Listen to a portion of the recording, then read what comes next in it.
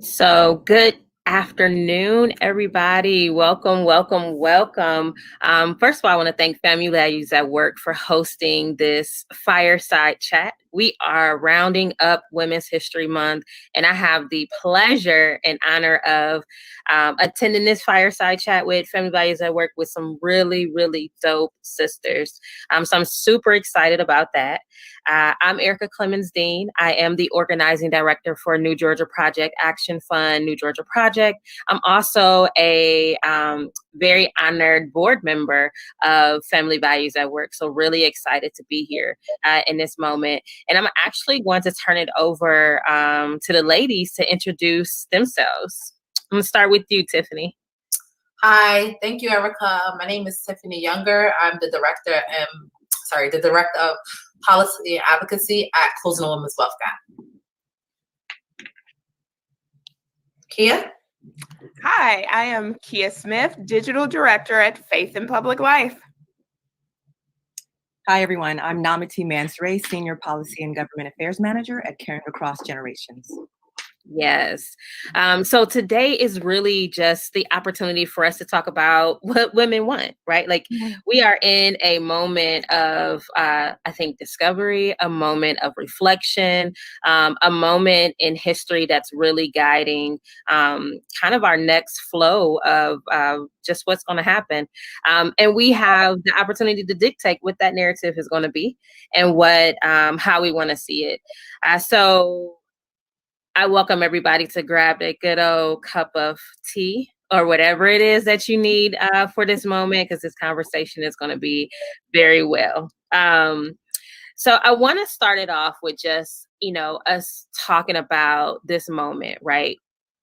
I think this Women's History Month means it's kind of hitting a little different for everybody, coming off of 2020 with the pandemic, the amazing election that was held, the general election, as well as I'm in Georgia, so the runoffs that happened. And I just kind of want to talk about like what this moment is meaning for women's history in you all's perspective. And anyone can jump in. We can popcorn it. This moment has been like really hard, but there have been like moments of joy that really has grounded me and reminded me like why I'm doing this work. One thing that I really wish I had more of is like being around kids, because I feel like a lot of the work that is happening now, it's not for me. Like I don't see the world changing a lot in my lifetime for me, but it's for the kids in the future and what their lives will look like. So I really wish I was around more kids to get that excitement, but just like going through the hard times and finding women in my circle who are also doing this work and just spending time with them to like just to be and to take care of each other's in the midst of the work has really been what has been important for me in this moment. Yeah, I definitely agree. And I think also, we talk about Black girl magic a lot. And I feel like this, this last year and just up to now, it's been a lot of powerful Black women and women of color who really stepped into their power, really visible and really showing out and showing up. And it's a beautiful thing. And just like Kia was saying, it's great to be surrounded by women who are empowered to make decisions, who are in leadership positions, who are just speaking their truth and just being around that energy. I think it just brings me joy and light in this moment of extreme difficulty that we're facing. Yeah, and I think for me, going off of what both of you said, it's a love-hate relationship. Like I wake up and I'm like, yeah. And yesterday I said, okay, I'm going to have to channel the spirit of Harriet Tubman and my grandmother. We on the Underground Railroad, and I'm going to have to be above ground like grandma. And so, like, what does that mean? And going off of Kia, like, I have a daughter who's 4, and, like, I know I'm probably not going to see what I'm pushing for, but I'm hoping that her and my grandkids do at least. Yeah. And what does that actually mean? So, yeah, the children, right, being surrounded by the youthful spirit that it's worth fighting for, I think. Mm-hmm. Yeah, I mean, and that kind of brings to like what you're saying, Tiffany, having to channel Harriet Tubman and your grandmother, right? Like it feels like our history is colliding with our past, present, and future, right? Like we are in this space, and I have a 12-year-old daughter, so I definitely feel like everything that I'm doing right now is for her. And that's kind of how we've been moving in this space, right? Like just thinking through these wins or trying to make these wins. We know that it's not going to be immediate, that this is going to be a fight because of Harriet Tubman and our grandparents having to have done this. But, you know, with all of that colliding, like what is really social justice feminism meaning to you at this moment? Like how are we going to show up for that and just embrace that collision? Because I don't think it's a bad thing, but we do need to, you know, we need to tell people what we need. Yeah, I mean, I think that's a interesting word or phrase. You know, I'd like it to mean that you know, we're living in a society where it's not divided by haves and haves not, you know, have nots, but you know, that there's equity and people have access to things that they need when they need them. But I think there's like another layer to that. And that's where we understand the dynamics and impacts of class and of race and you know, one's sexuality, and how that impacts women, but specifically, you know, Black women, who I don't think traditionally aligned with the feminism camp. And so, like, really being able to, you know, reshape the narrative and like broaden the perspective of who is a feminist. I think in this moment, it's really about being informed and, you know, being empowered and being able to speak your truth and kind of like breaking out of the boxes that society likes to fit us in. Yeah, I love that idea, like reimagining what the fight for womanhood means, like including all women, like legit, like all women, and I'm what does that look like on a structural level, like on the like it's been happening on the ground, but I'm thinking every day about what does that mean on a structural level, right? When we talk about like women and all women, and so that's the fight that I'm in, like. And using a social justice lens, right? Who are we centering, right? Who has power? Who are we asking to like step out of power, even within womanhood? Mm-hmm. Yeah. I think that's right on. What we should be paying attention to is who's being left out and why. And one of my like foundational values is if we center the people who have been traditionally marginalized, we build a community and society that works for everyone. Because the people, like social justice doesn't trickle down, but it does flow up. So like if we started the people who have been pushed to the sides and the bottoms and bring them to the center, everyone else will be taken care of. So it's really asking ourselves the hard question, who has been left out? Why have they been left out? And how can we center our work around their needs so that all of us will be well? And we always say that though, right? We always say, you know, the people who are closest to the problems have the answers, but then we don't center those people. You know, we have policies and we have these, you know, discussions and panels, and we're not talking to the people who would probably be best at telling you what it is they need and how those policies should be shaped so they can receive those, you know, those supports and those services. So, you know, sometimes I think it's, you know, we talk a good game and we don't actually do the work, which is what we need to be doing. That was the hardest lesson for me to learn, when I would speak for people and advocate for them and mess it up and like have people say, no, that is not what we want. That is not what I said. And just learning the hard lesson, like, this isn't like, you should be amplifying and lifting up other people's voices and not speaking over or for them. Yeah, and I think that you make a good point here, because I always say 95% of our job should be to listen. And you know, I've tried to navigate this space being a Black woman that has access to some sort of privilege, right? And also having access to tables where I have least amount of privilege. And I've been like, where am I supposed to listen and where am I supposed to amplify? Right? Like that's the question, right? Like, so when I'm in communities that I don't have that identity, right? The oppressed identity, I'm listening. Yes. And I'm like, yes, no. How can I support you? But when I'm at the tables where I'm oppressed, my identity, and I'm also witnessing oppression, I'm amplifying. Yes. And I'm speaking and I'm interrogating beliefs and values. And I think that, it's more than just, it's not narrative. It's not performative. Mm-hmm. Mm-hmm. Yeah, I think a little bit of that plays to, we always talk about social justice and in the big world, right? So like in our communities and things, and how we show up and how we talk about what women want and how we amplify that. But we don't have the conversation enough internally, right? Internally within our own organizations that hinder us from either amplifying that voice or, we talk about the most marginalized communities, but we come from those communities, right? We come from that trauma. We come from the directly impacted spaces, and we don't allow that sense of, I guess, that sense of security to be within our own internal spaces, right? Mm-hmm. To then flow out to the communities. So what is something that like we want folks to be paying attention to? And I mean, internally and externally, because I think it's important that we have that space to show up how we need to within our organizations, and then let that trickle out to where our community are, so where those the most marginalized folks reside. Oh, Erica, you asking the real questions today. I'm really thinking about how going back to being performative of how we are actually like very much about, hey, we're saying this, but then our methods in our own organizations are not following it. Mm-hmm. Right? So we don't center the Black women voices in our own organizations, nor the power structures.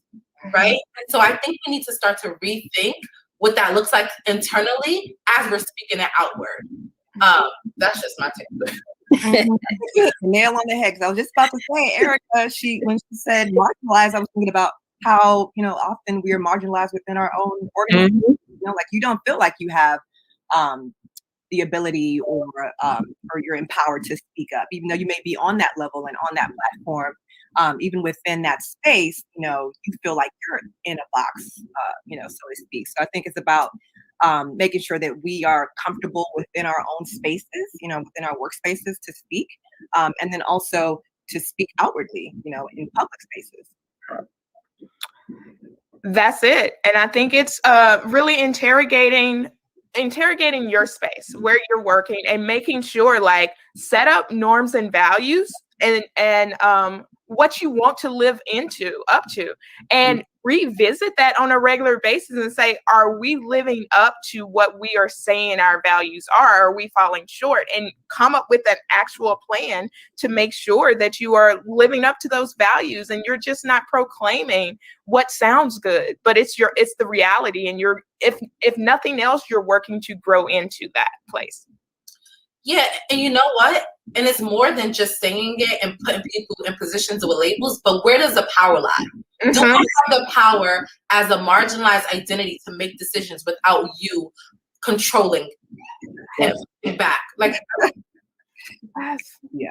Like it's about the power, right? Yeah. Like, can I just say yes? Or is it like a debate? Because I'm tired of debating at this point. It's not even a debate though. It's like a questioning. Or I have to go to someone else. Yeah. To agree or to do something. It's like, it shouldn't be that way, Don't bring me to a table if you're not going to trust me at that table. Exactly. Right. Yeah. Whew. If I had me something to sip right now, I would definitely because that was definitely some good tea. But, I think spaces like this, right? So having people empowering each other and having more conversation with each other, just to say like, you're not alone at your organization feeling like this. You're not alone in the community space feeling like this. And I think 2020 really showed us how Black women are leading and stepping more. They're stepping more into their power. I don't think they're finding their power. I feel like we've always known that we have power. I think society is now recognizing that this power existed and it's not going nowhere. It's actually like it's getting stronger and stronger. I can't even think of the name of the flower in Wakanda, but I feel like we all got a piece of that little flower and we've been drinking it, the past couple of months to get through. and that's just, that's just a space that we've been in. It's been very uplifting and feeling really good to understand and recognize that, like, nah, if there was any bit of imposter syndrome that we were feeling at any time, right now we don't have that, right? Like, we understand and are truly standing in our truths. So it's, continuing to having these conversations and being in spaces with each other.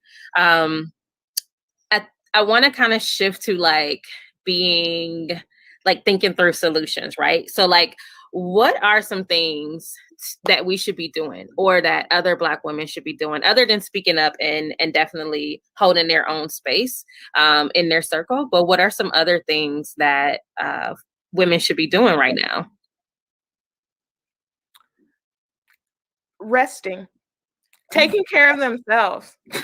So I think one thing that I have learned in the past year is just you get caught up in the grind, and you're doing the work, and you're doing the work for good reason.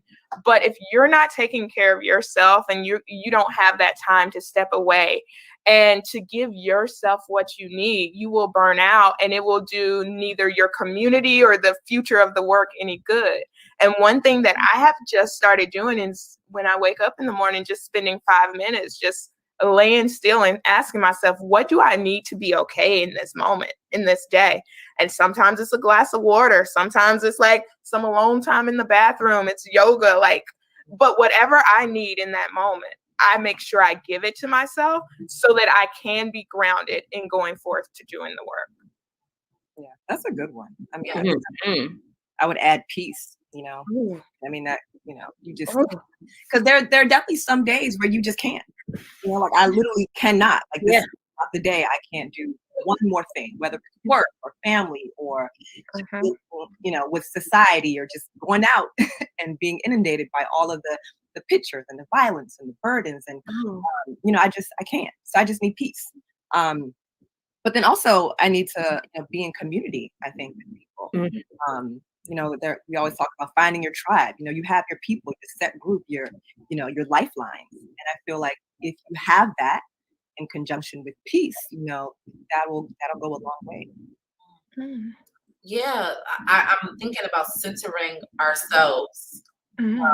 Right? I always think about when the plane is going down, they're like, put that gas mask over yourself first.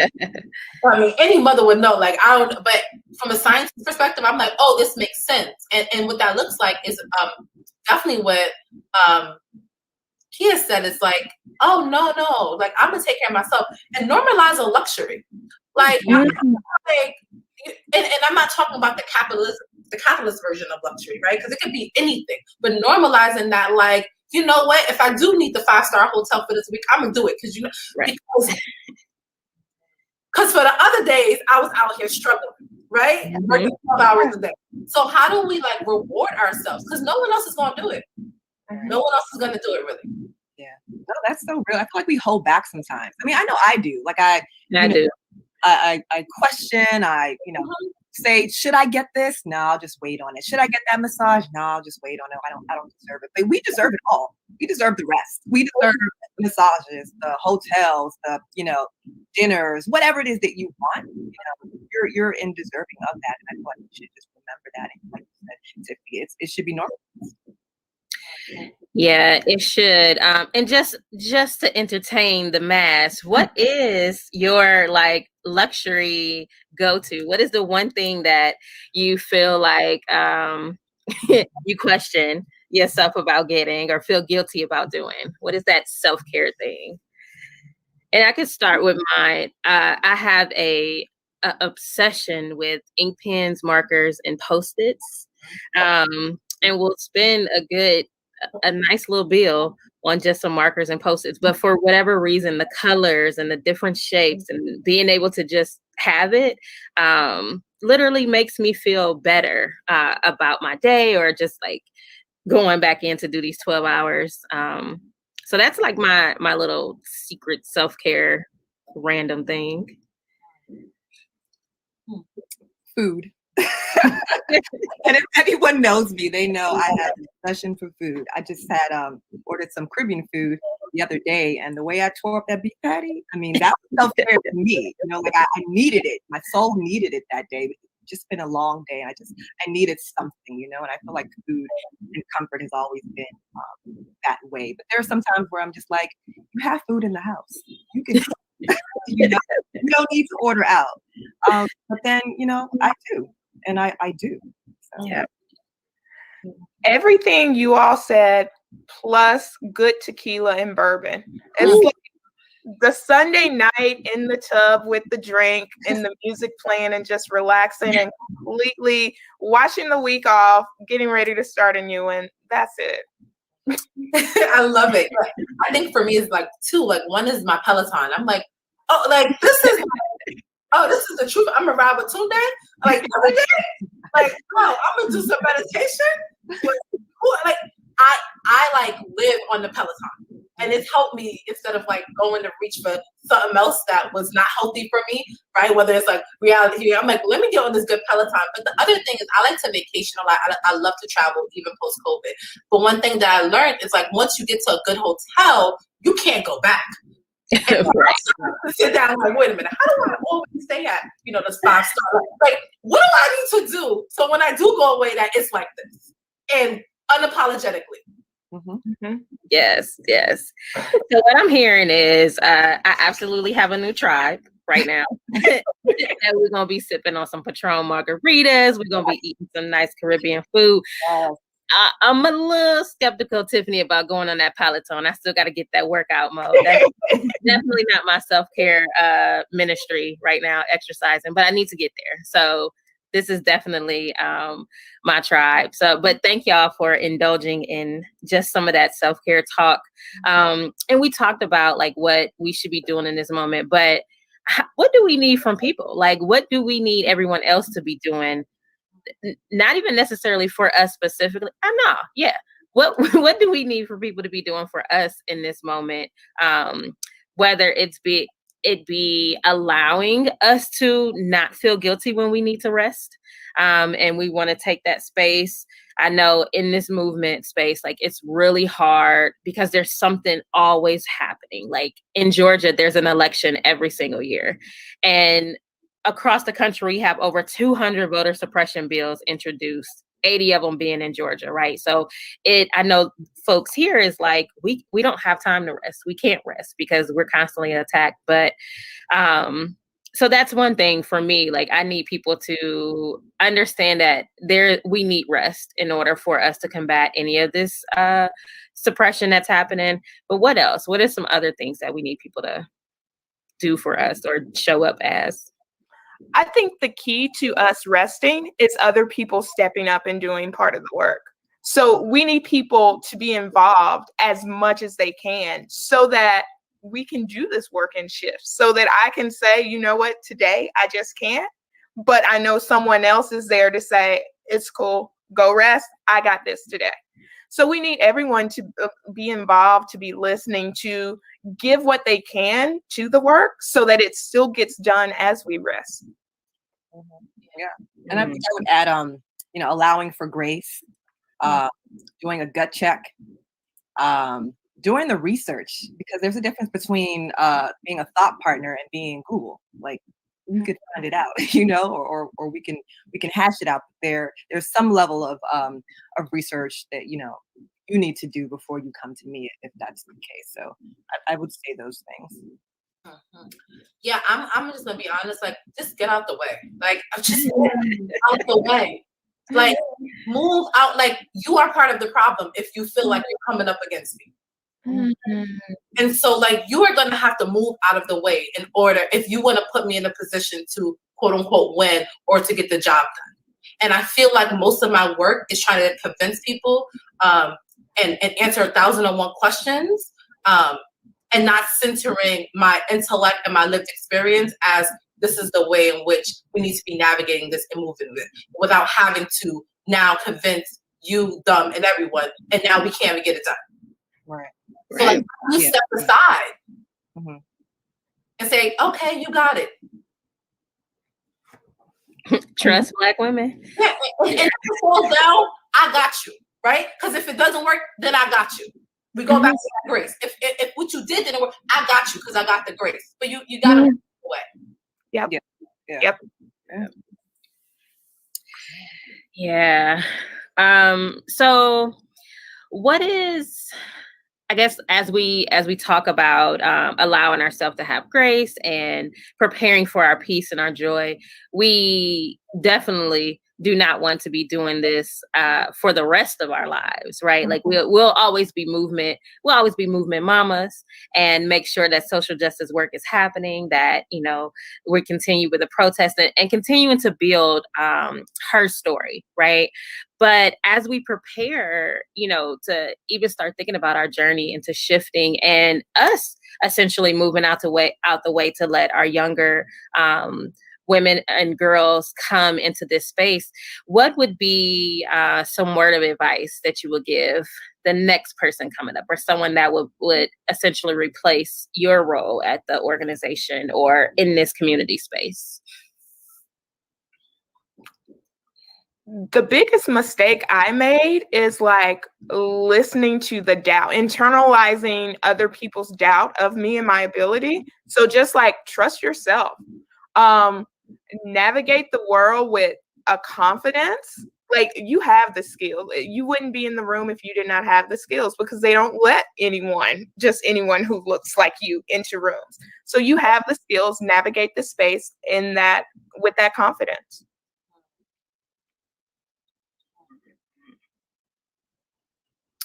Yeah, I think for me it would definitely be protect your peace and set boundaries.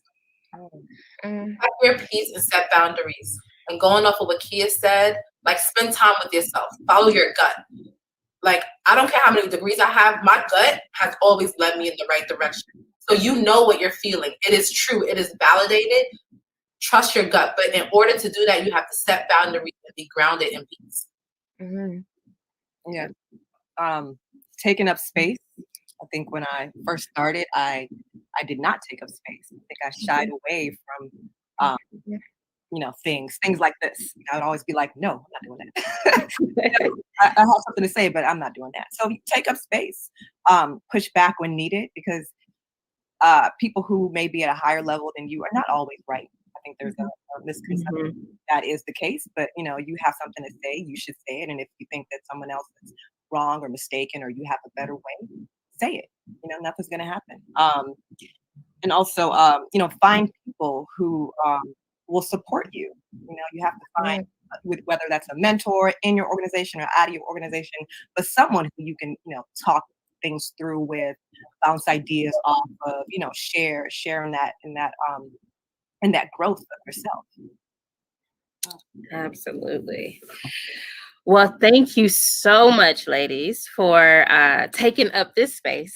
We have taken over Family Values at Work fireside chat this month for Women's History Month, talking about what women want. How can folks get in touch with you or follow you on or your organization on social media platforms? I am Kia Speaks on social media, and you can find my organization at Faith Public Life. You can follow me on Twitter, Tiffany Younger 4. You can also find me at closingthewomenswealthgap.org. And you can find me on Twitter at Miss Mansoray, and my org's handle is Caring Across Generations. Awesome. And I'm Erica Dean. You can follow me on at organ_eyes. If you say it real fast, it's organized. You can follow me on all social media platforms at organ_eyes. You can follow my organization, New Georgia Project Action Fund, at NGPAF or at New Georgia Project. Definitely sign up for Family Values at Work's emails. This is a fireside chat that will continue to happen with different discussions every month. You can sign up at familyvaluesatwork.org. We are so happy and thankful to be a part of this. So thank you again, Family Values at Work, for having us. And we look forward to more fireside chats and just more ask and peace and moment from everyone on the panel. Thank you all. Thank you.